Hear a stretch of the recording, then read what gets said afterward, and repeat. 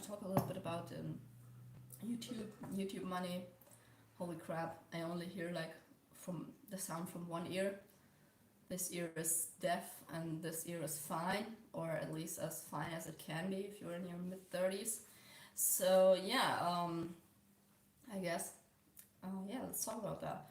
So, and also I'm going to talk a little bit about my cool minimalism books that I wrote or that I'm about to be done writing, because I totally wanted to do that before I was um, like an established YouTuber or something like that. You know? Ah, ouch. So, yeah, because I think it's just so weird when YouTubers do this thing where they get like to 500,000 subscribers or 100,000 or whatever the magic number is, and from then on the kind of thing like, okay, now I can write a book about what I did, but all they really did was build a YouTube channel, but they didn't really have an interesting life or do anything dramatic. So yeah, and with me it's kind of the opposite. I've done all sorts of crap in my life, like, yeah, some really bad crap. So, and not done but survived or experienced. So I kind of feel in the position that I could actually write a book, but about that stuff I don't want to write a book. Okay, so this book's not happening, at least not yet. I promised myself that I write my book when I'm 40, like the autobiographic inspired novel about some chick that survived some dark shit. Well, that will come when I'm 40, okay? Like when I'm 45 maybe. But not now. No, I'm not there yet. I think you shouldn't write a biographic inspired novel before you're 40. That just, yeah, what would Hammond has to say about that? Like, he would laugh at you like a little child and be like, yeah, cool, sure. I don't know. Uh, by the way, if I think if I could pick like 10 people or so to meet, like historic people, I think Hermann Hesse would be one of them, because like, yeah, it's just like cool person from what I see, like from the novels. I basically read all his novels, poetry and everything, but also from the photos, like how chill is this person? Like, yeah, just coolest dude ever. Anyway, so back to me. I'm not comparing myself to anyone who ever wrote a book, because that would be fucking entitled. So yeah, about the YouTube and about the books. Okay, books first, because everyone wants to know about the books. I constantly get questions about that. So first chapter is going online somewhere end of July, beginning of August. Okay, so if you're like bloodthirsty for the first chapter, you gotta join my Patreon for like $3 a month, and then you will get the first chapter. Um, and so yeah, I have a Patreon, but I'm not really sure where I'm going with this. Like at first I thought like I would do a lot of bonus content, but you know, bonus content is actually bonus work, and I'm thinking it makes more sense to make this like low level, cheap, so it's just for more like support and a little bit of bonus stuff. So because I support some creators that I like, or some organizations, for instance like a stray cat organization, and I just give them money because I like their work. They don't buy more toys because I give them that money. They basically just renovate their building, you know, like just to get to level 0 at some point. They don't do bonus. So, and that is like how it is for me at the moment. I don't really think that I can do a lot of bonus stuff. I do some extra yoga videos that I do, and I do like meditation. I have a meditation audio guided meditation. Yeah, I can actually speak really calmly and relaxing, I've been told. So I did that with as least German sounding as I could, you know. Like, yeah, I have Audacity. Like, not the audacity to do that. I have the program called Audacity. So and yeah. So that's the bonus stuff that's on my Patreon, but and also like the book chapters, which is why I brought up Patreon, like a shameless plug. So anyway, but the book chapters go up there, and they will not be in any particular order. They will be in the order that I write them, because yeah, I just started writing them how my flow of consciousness was going.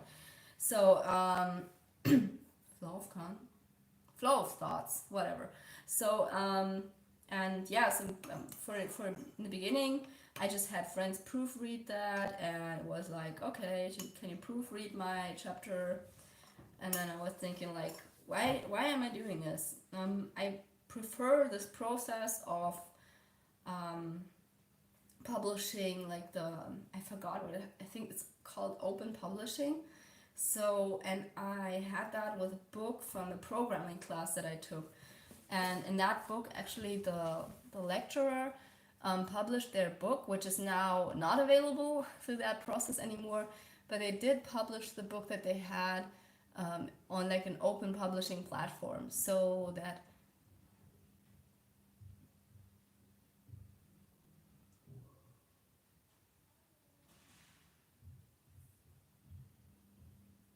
I think my husband and kid are coming home. So gonna do another one. I think.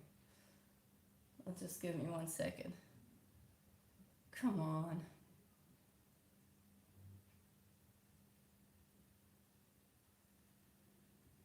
Or it's just the neighbors having a fight. I don't know.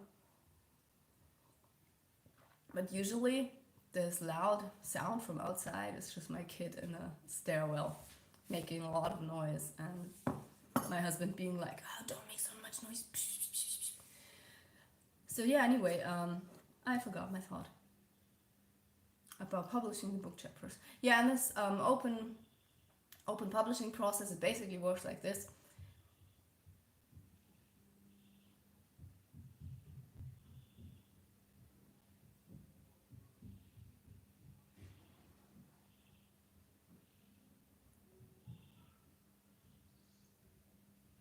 Or is it someone else's kid?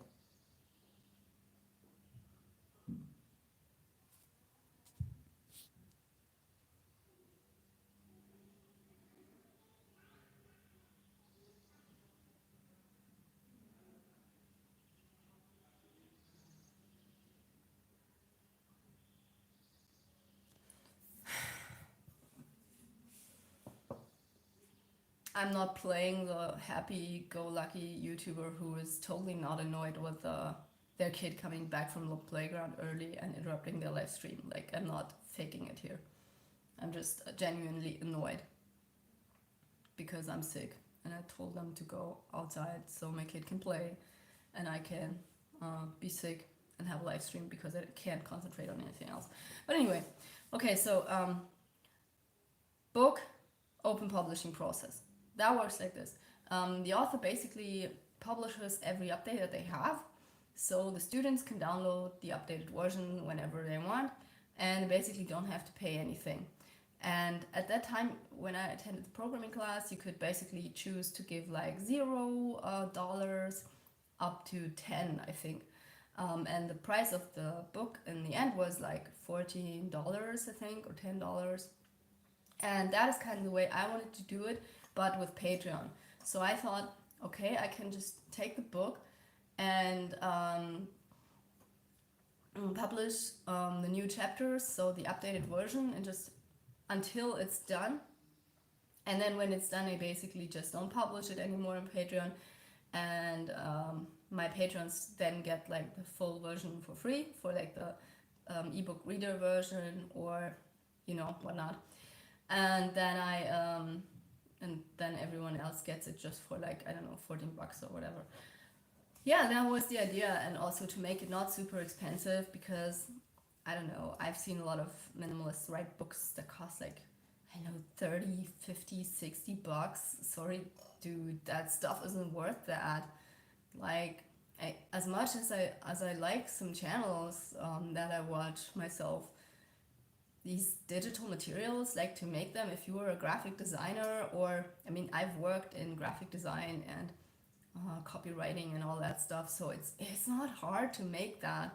The hardest part is to advertise it, really, like especially when it comes to workbooks. I mean, I made like a workbook which takes you through like a whole process of becoming a minimalist, basically from your first decluttering to like the mental work that you have to do.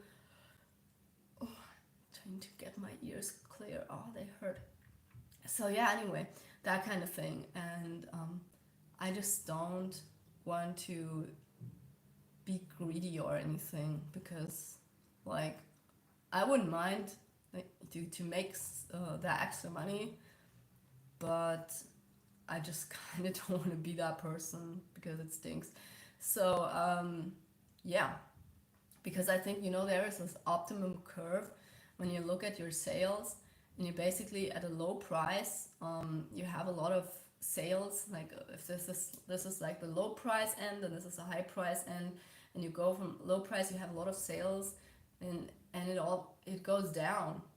It basically goes down, and the higher the price is, and so the lower the price is, and then it goes down again. If you have like a too low price, no one buys it because people think it's not worth it. So, and you gotta hit that spot, the maximum, where you sell most. And in my opinion, a lot of people do this strategy where they say like, well, I'm just gonna make it pricier so just a few people buy it. Well, I don't know. I think that's mean. So anyway, that's my plan with the books. And the books, so it's both like a workbook. So you have some printables that you can go through with and like work through, and do some check boxes, do some, yeah, mindful recap of what your life was about so far. And basically, sorry, still sick as fuck. So yeah, do that kind of thing. And then I also had a book about some social media stuff that I learned, but I don't think I'm gonna go and write more about that, because it's just not where my heart is. Like in the beginning, I thought, yeah, I should totally share some insights, because I've done so much data analysis on social media accounts to kind of find out what you need to do to grow one. And I did, and I found that I don't like it. So, because like the one true secret, or the three true secrets to grow a huge account, is basically to niche down your account until it hurts. Only do the content that people like, and that is giving you a lot of views. Like stretch that ad nauseum, like until you can't, and just repeat yourself over and over and over again, and basically have super aesthetic videos. Like these three things, if you do those, you're gonna be successful. And yeah, so I didn't want to do that. So I like to make videos about topics that don't match, like minimalism and some hiking vlog, which is completely unrelated. And I don't want YouTube as my main source of income. So I want my job as my main source of income, and YouTube as a nice side hustle that will help me when I am older, as in put the revenue in my pension fund and so on. So that is what I want YouTube for. And so that's also why I want to grow the YouTube channel, because I think it makes sense, if you can, to make money from YouTube. And I also don't think that is like a bad thing to have people watch 5 seconds of an ad. Like I try to make all ads skippable. In some videos that they aren't, that is when you can't choose it. But usually I deactivate the checkbox from non-skippable ads, because I think they suck. And whenever I look at my YouTube revenue, it's also like all the money is coming from skippable ads. So why would I put the checkbox non-skippable ads on? Like it's just skippable ads give the most money to my channel, so no. And so yeah, I think that's totally bearable to watch some ads. And so It's been years since I've seen an ad. I mean, maybe then you should turn off your ad blocker. No, you can do selective ad blocking. You know, you can turn it off for some channels. But I mean, I think members should have like free videos, because like just if it's just like um, 1 euro or something, is still so much more than the ad revenue, like from a single member, that you would get from the single click on a video, even if they watch like all your videos. Like, I think the YouTube should have an option to make all videos ad free for members. Like, that would be cool. But if you are members, like here of my channel, I always, like, if I upload the video, I always upload it as unlisted. And the unlisted videos, then before everyone else sees them, like right after I upload them, sometimes it's three weeks in advance, and then I put them in the community tab and mark members only, and you can watch them there. So just so you know, I usually do that. Yeah, but I think you have to activate the bell to see it. Like, I asked the YouTube support, and they said, like, even if you remember, you have to activate the bell. And I'm like, dude, like, my members are already members. They are the awesomest people of all. Like, you kidding? I have to tell them now to also activate the bell? Like, are you kidding? Like, that's not nice. But so this comes directly from the YouTube support. So if they lied to me, I'm sorry. But I mean, it was like a nice, friendly lady, but she didn't seem to be super sure of her field of YouTube expertise. So I don't guarantee anything. Anyway, so about the revenue, that's going to be interesting. So revenue on YouTube, I made a poll and I asked you, like, is it, what do I make monthly? Is it $5, 30, 100, or 300? And then I wanted you to vote, and most people said, I think 30 or 100, but there were some who said 50, I know, $5 and $300. So I got 1.6k followers or subscribers right now on YouTube. Just from the average CPM or RPM that you can see in YouTubers, which is about like $7 or $5 or something, you can estimate this. Like, it's not more than 100. Okay, so I make $30 a month with YouTube. It's like, it's not even paying for my electricity bill at this point. So, but money doesn't stink, and what it pays for is actually my web space, for instance. Like, and I also have merch, which makes me a few bucks each month, and I will sell my books soon. And I will also, what else do I have? I sell some designs online on various pages, and on Etsy I have some printables. So I'm just building all that really, really slowly. So, and then eventually, if you are like an internet person, and people Google your name, they will find the stuff that you make, and a certain percentage of them will always find your stuff and be like, oh, well, that's cool, why not download that? And some will also see it like, hey, man, this person is making this stuff, and I mean, I might need it, I might not need it, but it's not bad, so let's try it. And I can support that person, that would be me. Especially when it comes to digital goods, I'm not super picky, and if it's also something that I can support a cause or a person with, I tend to buy it more or over something else that does basically the same. So, but yeah, let me sit down at the table, I'm super tired.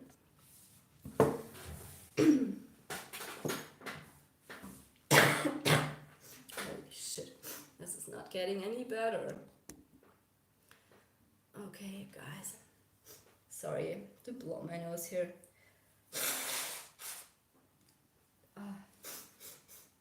It's like the downside of zero waste is when you have like only these kinds of napkins, and essentially they're all wetted out and super, you icky, gooey, not pleasing to look at. So let's read the chat. Oh, sorry, I didn't see the message. I wanted to read it, but I can't see it anymore. So if you want to ask again, just do. It's like, uh, totally cool. So I'm trying to get my ears free. You know, like pressure it out here, but it doesn't work. So anyway, back to the topic. So the $30 a month, and I think, you know, my goal with the whole YouTube channel would be like the end goal. About more than that, I don't really care. But the end goal with my YouTube channel would be to get to 100K subscribers. That would be my goal. So why? Why would I want that? Is it for the money? Is it for some other reason? Well, I would lie if I'd say it's not about the money, because of course you can make more money. But I think a lot of people have this misinterpretation. It's just about getting more followers, meaning having more money. But I really think it's about having more subscribers and being able to make less content but more quality content. Because, you know, more content, just more, gives you more views, gives you more exposure, brings more people to your platform, and people that like you as a person, they will follow you, they will like your content, even if it's not super amazing. But in the end, what I want to do is to make super amazing content. Like, I want to make videos where you can see beautiful stuff, like the beautiful Instagrammable stuff. And I want to share that kind of view on the world, because that is essentially the view on the world that I have. Like, I get up in the morning and I look at these flowers here, which they're not super fresh and nice, but they are still nice. And my kid brought them, and they're on the table. And I am really, even if I'm like a cynic, I'm still a mindful cynic, you know. I like to look at all the stuff. I like to take it all in and have these tiny mindful moments. And I think that, you know, the thing about this whole when I read this from other people, like, oh, what an Instagrammable location, I think a lot of people react to that and think about, yeah, that's so superficial, and it's just so I don't know, like, that's not the good reason to go there. But really, I mean, if you really have a beautiful house that looks so amazing that you can take a photo of any corner and you feel like completely satisfied with how that photo looks, how the fuck again is that a bad thing? Like, yeah, fuck yeah, I want that. So so that is kind of I mean, this makes mindfulness and being content so much easier. That is essentially minimalism. To me, is materialism. Otherwise, I would be a frugalist or a purist. I would be about, okay, most simple, most cheap. That was what I was when I was a student. So I didn't have any money, I couldn't spend any money on anything, so I just took what I had and made the most out of it. Now I'm kind of in the position that I'm saying, like, well, I'm not gonna live forever. I want it nice and I want it now, okay? So, but when it comes to the YouTube channel, it's not really about making more money, it's about like making money that is okay, but not making as much content, more like making more quality content. And at some point that means you have to buy gear. Everyone's lying who's telling you that you can make beautiful videos from your phone. It is incredibly hard to make really good video from your phone, at least if you don't have like extensively awesome editing software.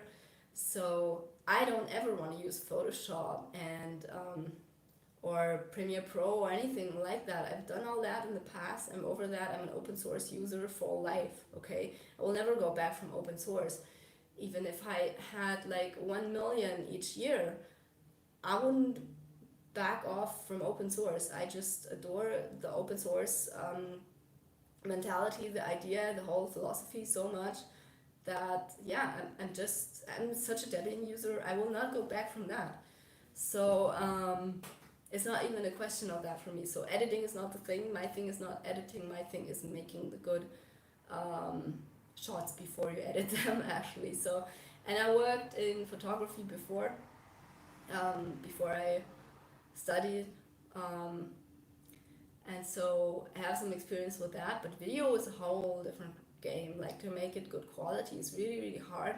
Has been a big learning process for me, and my end goal is to make like really, really nice videos. So it just looks pleasant, super, super pleasant. Like you want to bathe in it because, oh man, these colors, and oh man, the color grading, and what a cool angle, and so relaxing, and just to look at it and be like chill from watching it. So, and I think that is also the kind of quality which I see in channels that, in my opinion, deserve to have 50k subs or 100k subs.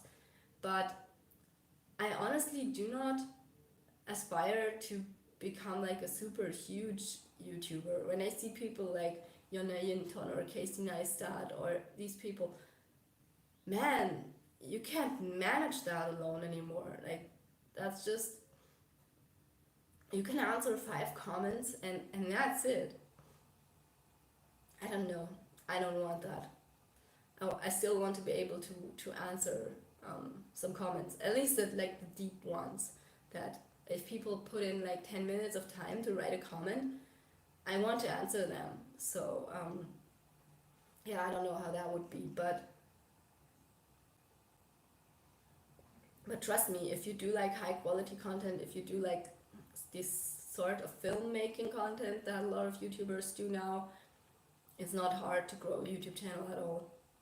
And yeah, maybe I just gotta do more of that, and I will need the time for that, and I will need a job to or I do need a job to kind of support that. So yeah.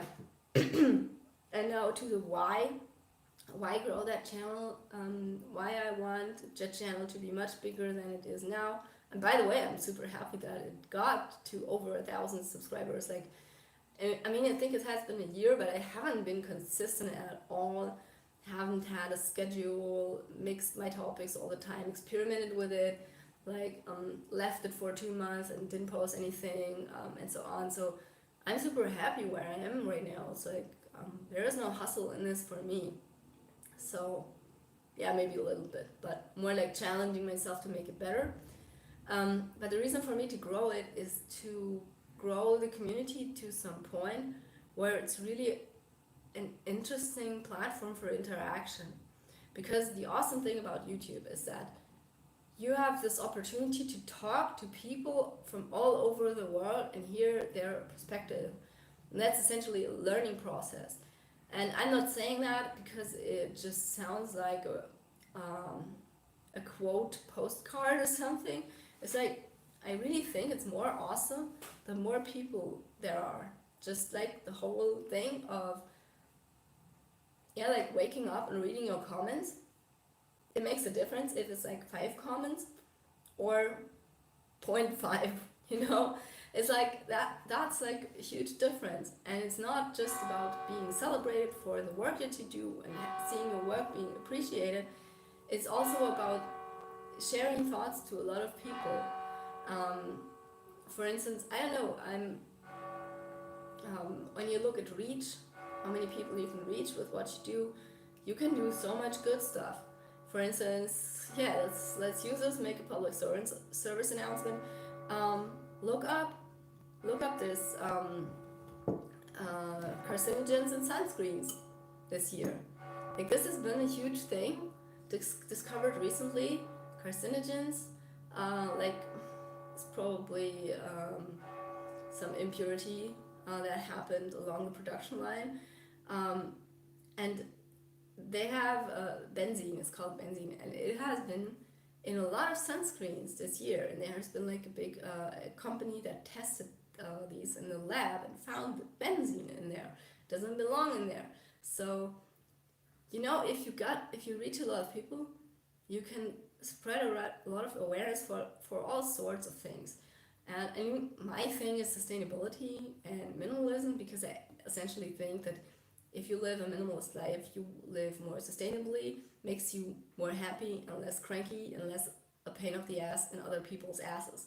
So I think essentially minimalism is making the world a better place. And sustainability is also making the world a better place, at least if you do it like in a way that makes sense. Yeah, so anyway, I think that's all that I have to say on this topic. And yeah, just I'm gonna drink some more coffee here. I so hope that this shitty bronchitis is gonna be over soon because it sucks donkey balls. Hey, hey, hello to Vienna. How's the weather in Vienna?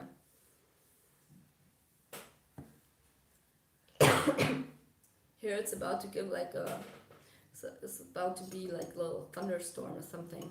I don't know. Hot and sunny. Oh, you're blessed. Yeah, it's all the opposite here. Yesterday was super hot and sunny, but like this humid kind of hot and sunny, like the one people with this kind of hair don't like. Yeah, that kind of. But today is much better. I like it when it's not super hot. I think this will be so nice in Sweden. You know, when I think about moving there, and I tell people, it's always like, oh, you're gonna hate the weather. Hey, good morning! Hi!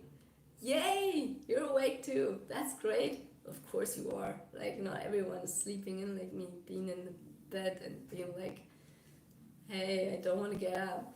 So yeah, everyone's always giving me this, like, oh, it's gonna be so cold, the winter's gonna be so long. And I was like, hey, first of all, shut up. I have a pair of ski, so I can go skiing, like, you know, the boring kind on a plain surface, not the creepy, dangerous kind down the mountain. I don't ever want to do that. Like, I am very interested in an intact femur and intact spine and an intact, you know, the bone on my head. So yeah, like that. I'm pretty interested in having that for a long time.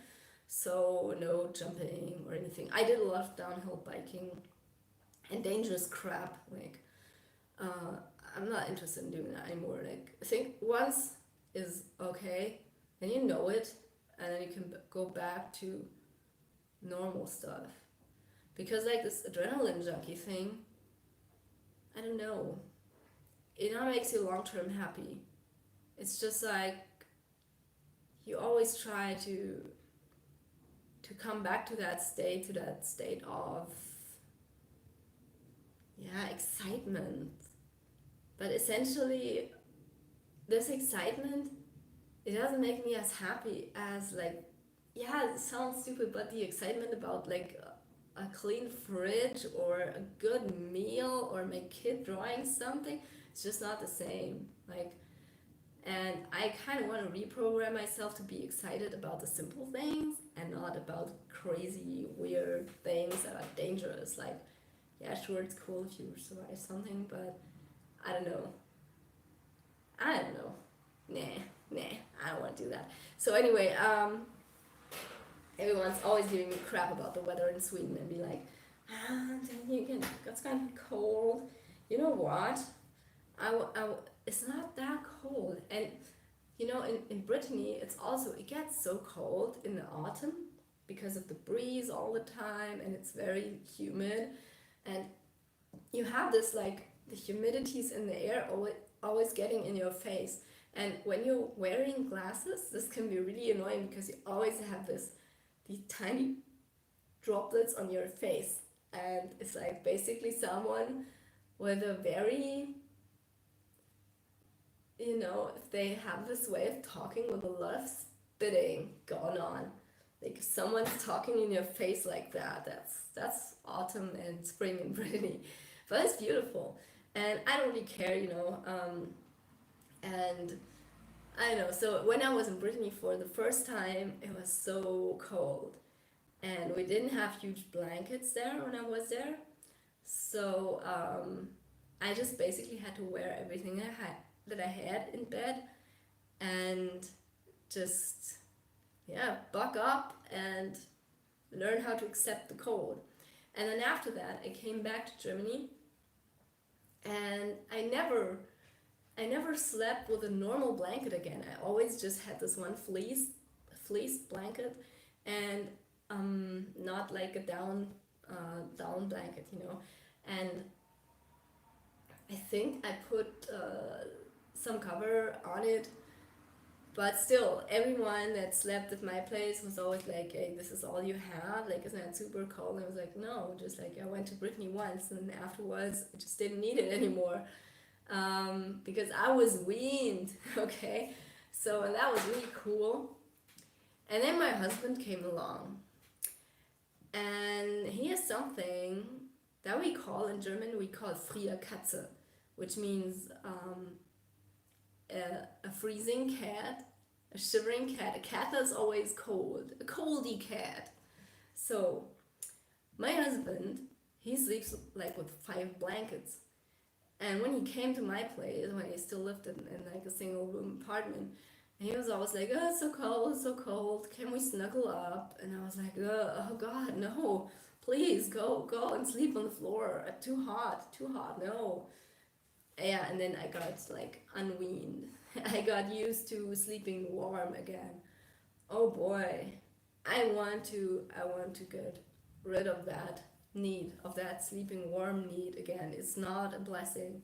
It's just like so many people think that they can change that. Like I have heard all sorts of arguments as in, "Oh, but I'm skinny, I don't have much a big fat layer, it's not insulating enough, and oh, I'm just always cold, whatever, I'm a woman, blah blah blah." Nope. You get used to it if you want to get used to it, okay? It's just how it works. So, and if you don't want to get used to it, you don't get used to it, It's just all willpower. So many things in life are willpower. And yeah, I should totally edit some YouTube videos now. And I think I'm just gonna go to bed because I'm tired and my head hurts. So I'm just gonna go back to bed, I guess. But yeah, here was my little live stream. I hope you got the questions in your head answered about this channel. And yeah, also, oh, fun thing about revenue. The revenue that I get from the United States is like the RPM of the United States is like $10.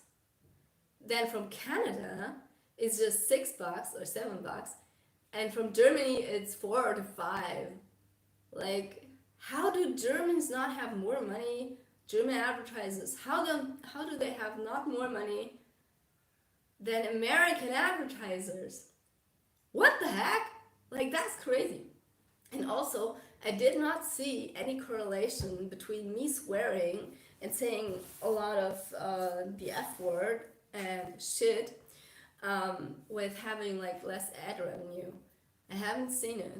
Like, honestly, I'm not too sure. Maybe I should run an experiment on that and upload like a very similar video, and one with swearing and one without, with the same tags and a similar title. But yeah, I don't know. I think it's really hard to tell if that is really true or just a myth. But I think if you activate that you do mild swearing in your monetization tab, then you will have less revenue. And they give you kind of this message that says like, okay, you gotta do that truthfully, and if you don't, you will be flagged, and the more honest you will be, the more you will be rewarded, because I mean they do voice recognition and they will know if you say shit. So, and they kind of urge you to be honest with what you say in that monetization tab, and I always do that truthfully, as far to my knowledge, But sometimes I kind of miss out on a little bit crap, poop, and shit. So I think YouTube does not really care about that. So they just care if you are like truthful most of the time, and I don't know. And what also doesn't seem to be true is like what everyone is saying, as in, oh, if you say shit like in the first 2 minutes is worse than you say shit in the last 2 minutes.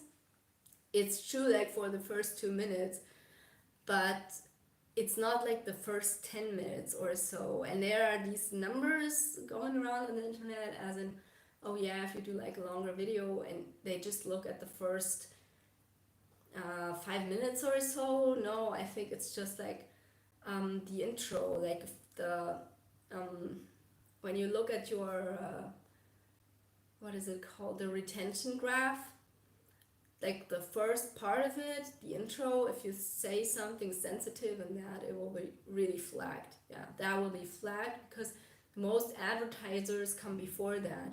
And you have to think about where you make your breaks, because I think, they really pay attention to what you just said and if it matches like the advertiser, because you don't want maybe to have like a video where you talk about some serious I don't know, in this one video I said something about anxiety, and then you make an ad about something that relates in a way that doesn't match, as in, yeah, let's come up with an example. Like, oh yeah, this year is the year to do everything and go on vacation or whatnot, and it just doesn't match the theme because before it was really dark, and then you get this weird ad to go to a sunny place, like, yeah, I don't know. So that kind of thing.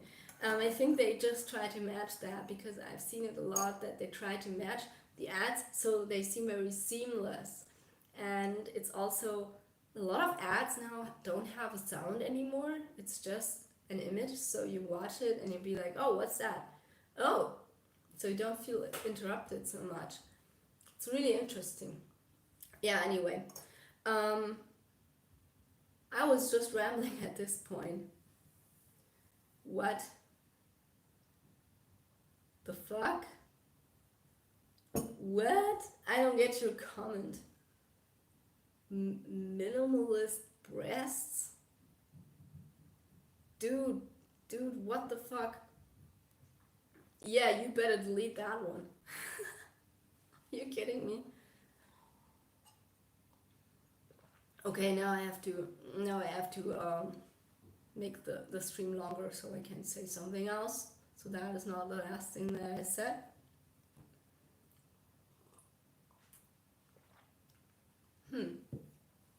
So if you have any questions, like any real questions, not some weird question, put it in the chat. And I'm also going along with a few suggestions that I had from the last chat and from comments. One commenter asked me to make a video about where I'm going with the extreme minimalism, because you see that one right behind me. It's not looking very extreme, right? But yeah, as I said, a lot of that crap doesn't belong to me. So where I'm going with that, whether I'm going to try to convince my husband to be more minimalist, like, trust me, he already did a lot. Like, he's not a minimalist at all. He's always like, oh, I don't want to get rid of this, I don't want to get rid of that, that's tied to that memory of mine, and I will miss this one, blah blah blah. So trust me, he already did a lot, so I'm not pushing him at this point. But with my own minimalism, I think I can see a future there of being more extreme, because just with this prospect of leaving this country, okay, what you're writing. Yeah, just with the prospect of leaving this country, I totally don't want to have a lot of stuff. For my own sake, I just want to feel free. Just kidding. Talk about your camera setup. Your videos have good color grading, etc. Oh, thank you. Thank you so much. So you don't think I have tiny breasts? I actually, I wouldn't be offended by that. I just wanted to know what it is. It's really hard to offend me, because I like tiny tits. I think they look nice. So just kidding. Talk about your camera setup, your videos. Okay, thank you. My camera setup at this point, I'm just using my Fairphone. This is why the video is probably not super good, and the audio signal from the Fairphone is also, boy, that amplitude, not enough. That is just so quiet like this. They should amp it more. And I don't have any option to change that. It's like really annoying. I tried to plug in 2 different mics that I also have, and they work with a Fairphone, but it just leads to clipping. And clipping is like if you have the amplitude, it's just cut off, and then it sounds like a grunge guitar. So, or yeah, it just doesn't sound good. It sounds edgy and very distorted. So just like too loud. If you shout into the phone and it goes like this sound. So I didn't want that on a live stream. I think I had that like in one of them. Um, but in general, I am using the Sony RX 100, and the best thing about the Sony is I think it's like a good compromise for a vlog camera slash just average camera for photography slash good camera for videography. And so the RX 100, I'll read your comment in a bit. So the RX 100 is like a really good camera to kind of just have it all in one. So if you only have like $500, then they basically get a Sony, because they have also this awesome option of taking selfies or something, and taking not video shots, but like for instance when I do yoga or something, or do a pose or anything, I can remote control that with my phone, because their app is really good, and that I like. And then but the not so cool thing is that I don't have a mic jack until I think the Mark 4 or 5, and I have the 3. So don't buy that one, because external microphone is really important to have one. It's really important. I mean, most of the time I use my audio recorder, but sometimes, yeah. Okay, so let's read. Hi, love from India. It's always a treat to enjoy your videos. It helps a lot. Best wishes to you. Thank you so much. It's really nice of you to say.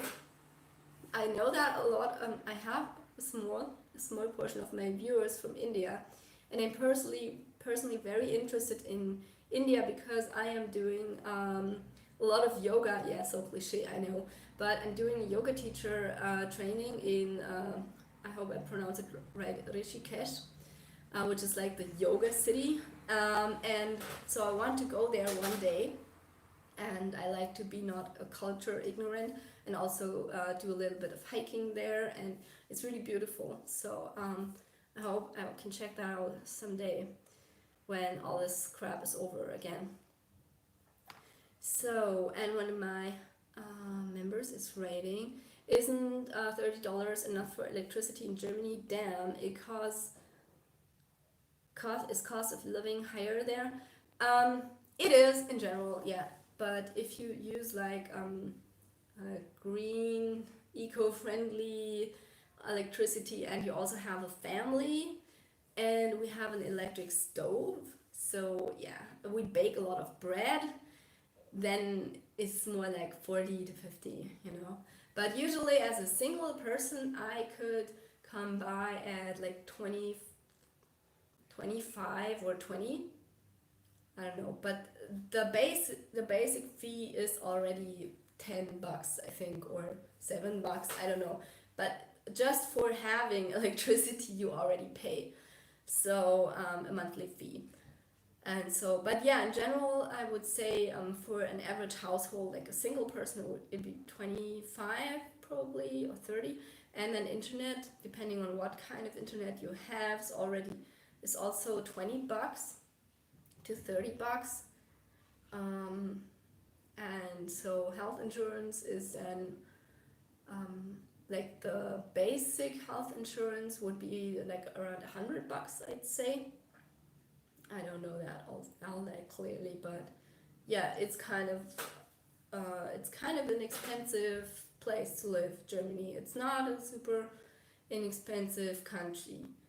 I think that in general it's almost at level with Sweden, Sweden in a lot of aspects, but the food in Sweden is more expensive. Like if you buy like the organic food here in Germany, that's the average price for Swedish food. So, okay. Hmm. By the way, I want to make a video about the view of a German on minimalism because of the whole Bauhaus thing and architecture and practicality. Because I think that could be like a cool video. Maybe you tell me what you think about that thought. Is that something you watch? Like, because there is Scandinavian minimalism and there are so many kind of minimalism types, like when it comes to culture and nations and stuff like that. So I thought like I make my German perspective on that. So, so food quality in Sweden higher in general. Well, when it comes to bread, nope. Germany is like, if Germany was a city, it would be the capital of bread. Without being arrogant, I can say that we make the best bread in the world. Like, we just do. Everyone else just doesn't make as awesome bread. And if you've ever lived in Germany and you go back to some other country, you will just hate the bread there. First, you will be like, what is this dark, weird stuff? Like, we feed that to the donkeys in our country. And then you'll be like, oh, I want this dark shit. I want it. Like, you have some bread? No, I have nothing left. Otherwise, I would show you the bread that my husband makes. We make sourdough bread. That's standard bread that you get here. Sourdough is basically in everything, even buns. And like the buns that we eat, they are nothing like the buns you get at McDonald's. They are crusty and crunchy and hard. It's not that thing that you get with a hot dog, okay? So, yeah. And in Sweden, they put this syrup from, I don't know, sugar. What are these called? Like big carrots, and they leak sugar, these things. So, or sugar cane or something like that. So this sugar syrup, and it tastes a little bit like licorice. And if they put it in all their bread, and it just tastes so disgusting. It's sweet. And I have a bunch of Swedish bread recipes because actually one of the best bread books comes from Sweden. It's called Bread, Bread, Bread. I have it. And we make all the recipes, but we just remove the syrup and instead use half the amount in honey. So the bread has to be a little bit sweet. It has to be salty and sweet, otherwise it just tastes like nothing. But yeah, so that is one thing. And they only have either this weird syrup bread, which looks like pumpernickel, which is like a very tense, wet bread that only old people eat in Germany because they don't have teeth. And then they have Knäckebröt, which we call Knäckebrot. And it's basically just, yeah, dry bread, very dry, thin slices of bread. Like Vasa, if you know that. Vasa and, yeah, that's probably the most popular brand. And Vasa comes from Sweden.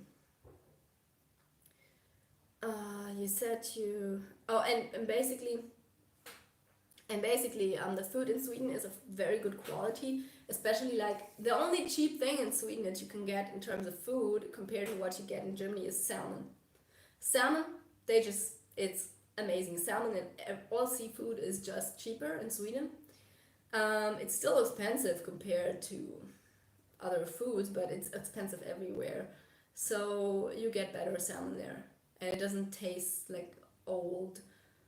What's brackwasser in English? Just ugly water. So anyway, that's a good thing, yeah. And they have awesome mixes of cereal, like with the oats. They are good at that shit, okay? Oats, everything oats is just so good in Sweden. And yeah, cakes, sweets, cinnamon rolls, cinnamon rolls in Sweden, cardamom rolls, everything you can get at a coffee place is really good. The coffee itself, well, they could learn from Italy. Like, Swedes are very fond of their coffee and they really like it, but they drink like black coffee and think it's coffee, but yeah, it's not coffee unless a coffee is only good coffee if you get an espresso, And the coffee, you put it in this tiny little mug, and it should taste a little sweet, have a very full aroma, smell awesome, and you could drink it without any addition, any sugar, any milk, and you could drink it and it would taste like a praline. So if you do that, that's Italian coffee. That is the only kind of coffee that is acceptable. Everything else is mediocre crap, and being proud of it is dumb. So the Germans, they're always like, oh, coffee, coffee, a lot of they drink filter coffee. Germans, they drink filter coffee. It's not real coffee. Espresso is real coffee. Filter coffee, no. First of all, it's more sour, so it's a lot of it's worse actually than espresso for your stomach. A lot of people think that, oh, it's not so strong, so it's better for your stomach. Yeah, but it has more acidity, so yeah, of course it's worse for your stomach. So let's read the other questions because before my husband and kid come home, because I don't want to interrupt the live stream again. I will then end it. So you're moving out of Germany to where? US? No, I am moving to Sweden. I want to move to Sweden right now. First we wanted to go to Brittany, but yeah, Sweden turns out to be the better place in terms of hiking opportunities and job opportunities. But I still want to go to Brittany a lot for holidays because I just like it. Brittany, Corsica, my favorite places in France. I'm a huge Francophile. I really love France. I love the language, I love the food, I love the lifestyle. And yeah, I was French in a formal life, I think. My mom bakes bread in Le Creuset, and that's the best bread I've ever eaten. Oh yeah, that's also like a really good way to make bread. Yeah, that works a lot. And cardamom rolls, oh yeah, that is so delicious. I can show you mine, you know. Maybe I still have some. Oh no! Somebody ate them, but I can show you a picture.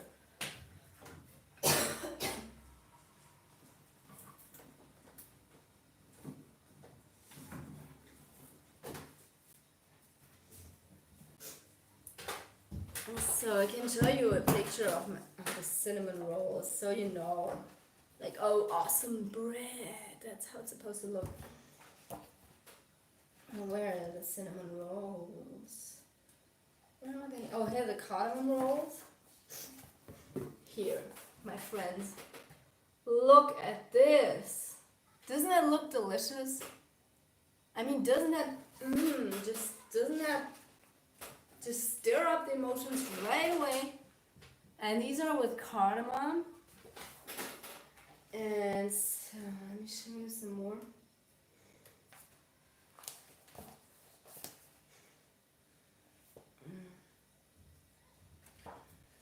Bread. Oh, I gotta end the live stream now. They're coming home. But yeah. Just look at this awesome bread. Isn't that awesome? So I just wanted to show you some of French food. I wanted to show you like a Queen Amman, which is my favorite cake from Brittany. But I think I'm not gonna find it so fast. But Queen Oman, yeah, it's written like this, and it looks like this. And it's like a multi-layer cake, and it's really hard to make. But if you can manage to buy one in Brittany, just do it. Just do it. It's like the best. Okay, one last thing. You're already hungry. That's very good. Extreme minimalism, sleeping out of bed. I have been sleeping that way daily for years for other reasons. What reasons? You don't have a bed? I slept on the floor as well for a while because my mattress molded away. But yeah, then I got a new one, and I also got like the slats that you can see in my other video because then nothing molds. It's really it works really well. So yeah, still they're not coming home. I'm always like listening, like if someone's coming home. Anyway, this is like a very good book. It's called Fait Maison. Yeah, Fait Maison, made in France, Bretagne. And this is like my favorite cookbook from Brittany. And this is like the bread book. It's called basically bread. You can buy it in Swedish, English, and German. And so yeah, these are the ones I really like. And basically these are 2 or 3 cookbooks that I own, and everything else I don't really need. I have my own cookbook as well. By the way, speaking of that, I'm also publishing my favorite recipes, like adapted recipes that I made and just family recipes that I want to share, because like, why is everyone keeping the best recipes secret? They should not be secret, they should be shared with the world so everyone can enjoy the yummy yum together, right? So I'm also sharing that on Patreon, and then later I will publish it. But yeah, small apartment, but I still prefer sleeping on the floor. I don't know why. Yeah, maybe it's just good for your back and making you feel more fit throughout the day, more energized. Slept without a bed for years and I hated it, to be honest. But I'm not a minimalist. I bought the cheapest bed from IKEA, so it's out of wood and its design is minimalist. Is it a Tarva? Because I had a Tarva, like we had this big bed frame with like the head part that is really simple, and we cut it off, so we had like what is in Germany called a futon bed. It's not like a real futon like in Japan, like where you sleep on the floor.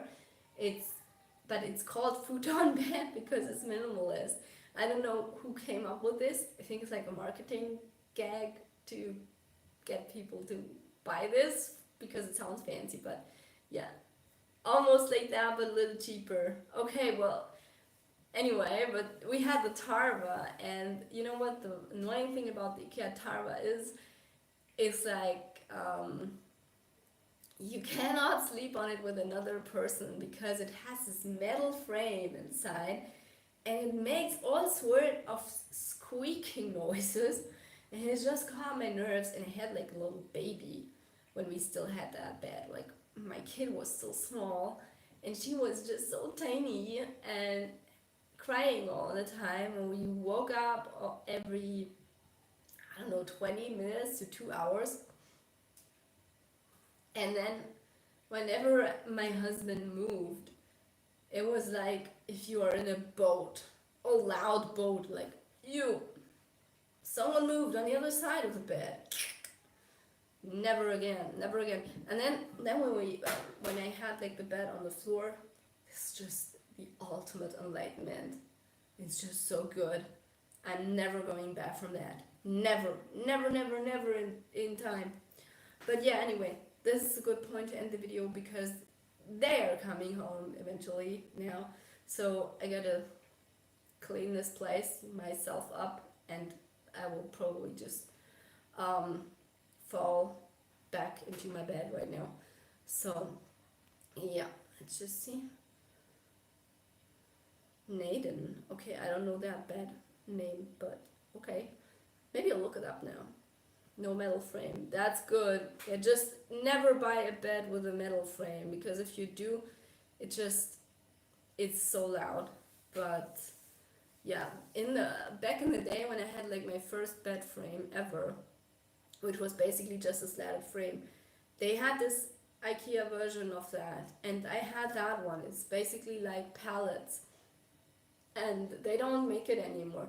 So many good things from IKEA they don't make anymore. For instance, I have the Lilleberg couch, and Lilleberg is like a really simple minimalistic couch. And I always wanted that one because it has a wooden frame. It's completely made out of wood, and it's just such a simple design, because I don't like it if you have like a couch. It's usually like this big fat piece of furniture that you can't it's once it's assembled, it's just one big bulky piece. But the Lilleberg, you can take it apart and it's basically as flat as a shelf. How awesome is that? And you can also open it up and have 2 people sleep on it. Like, yeah, even though I don't like furniture, and it's like a big deal to me that I even own something like a sofa, and I don't really like the idea of that. Even though I don't like that, I still like this sofa so much, this couch, that I kind of bought it a second time, because I had the first version, the 2-seat, and yeah, my ex kept it, bastard. And yeah, so the second one I bought for myself, and I was like, I got it for I think $70 from some students, and they were smokers, and up to this day it smells a little bit like smoke when I leave the doors closed and everything, and we leave the apartment for a few weeks, and I come back, it smells like smoke in my room, but still, I love this couch so much. The name of the couch is Little Berg, or Little Berg, yeah, Little Berg. So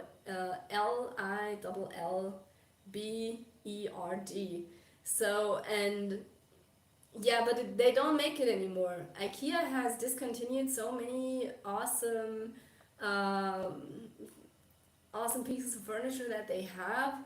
They don't make this really wooden furniture anymore. They really did make a lot of good quality wooden furniture, and I know that someone who worked at IKEA told me that, and he said, like, back in the day they made a lot of even wooden frames, and the back sides of the furniture was always made out of wood too, but they don't do that anymore. It's just like a pretty front. And I have also like the Tarva drawer, I think, and this one, it's just so sad, like the back of it is made out of some sort of cardboard, like this. That's sad. Okay, so let's read the last few comments. Best thing from IKEA are those margarine marzipan törtchen, I'm not sure. They were gone for like years, and I was sad AF, but now they're back. Okay. I don't know anything about that. I mean, I'm not into super sweet things unless it's like cinnamon rolls, but I trust you. I think if you tasted them, it's probably, if you try them, it's probably right. And they have, I think, also a few things on the menu that are really tasty. Like, I remember that sometimes we went IKEA, where I live there was an IKEA, and we just stopped by there to have like breakfast on a Saturday. That's sad, right? Simple question, where are the moments where you thought taking a rest from minimalism, like, or sometimes eating junk food, like minimalism, maximalism relapse? Okay, probably like books. I have like a love-hate relationship with books. Like, I'm a real bibliophile, so I really like books a lot, and I also think that books add to the atmosphere in a room. And so I don't have that with like decor. I think a lot of people crave cozy decor, especially like when I look at American bedrooms and I look like of videos. For instance, there's this one girl, she's called, her name is Ashlyn Eaton, and I don't watch her videos, but she makes a lot of videos about her house or something. And I think for a lot of Americans, her setup is probably minimalist, because you look at her bed, it only has like 2 cushions.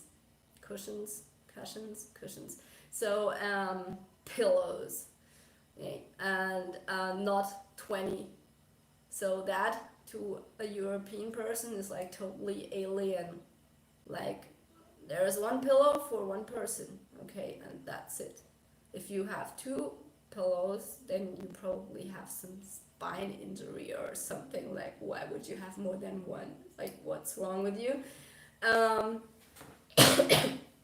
Yeah, that is so. And maybe with these decorations, I think that a lot of people crave that, or like these pillows, like just making your apartment look more cozy because you're so used to that. And that is something that totally goes away. Like, look at my decorations. Yeah, I don't need more than that. Like, my kid just brings this home. I think like it's cute, okay, and then get rid of it again. Like, I don't need so much. And the books, well, I have 100 books. And this number is kind of very important to me. I don't want to have more than 100. And I don't want to have less because I just think it will look too naked. So yeah, I have made a shelf that hosts like exactly 100 books. And yeah, what you ran. It's like the adult equivalent of building a castle out of pillows and stuff. Exactly, like a pillow fortress, right? Fort pillow. Yeah. So, and I think like with the relapses, and I think also clothes, but I don't really think that counts because clothes, you can get rid of them so fast. You can repurpose them, you can donate them so fast. It's not a hard thing. The most persistent thing that is hard to get rid of is probably this, like pottery, cutlery, all that kind of stuff. Don't accumulate practical things. Like really try to avoid accumulating practical things, because as soon as you do that, as you start justifying that for yourself, you are justifying essentially minor practicality over major inconvenience and major using up of space. As in, you value either more the space you have, like which comes with the headspace and the range of motion and the versatility, or the practicality, like beyond what is necessary. There is some sort of practicality that we need to function, and then there comes massive convenience. Like, for instance, having this thing. And you see this, like the metal thing in the back?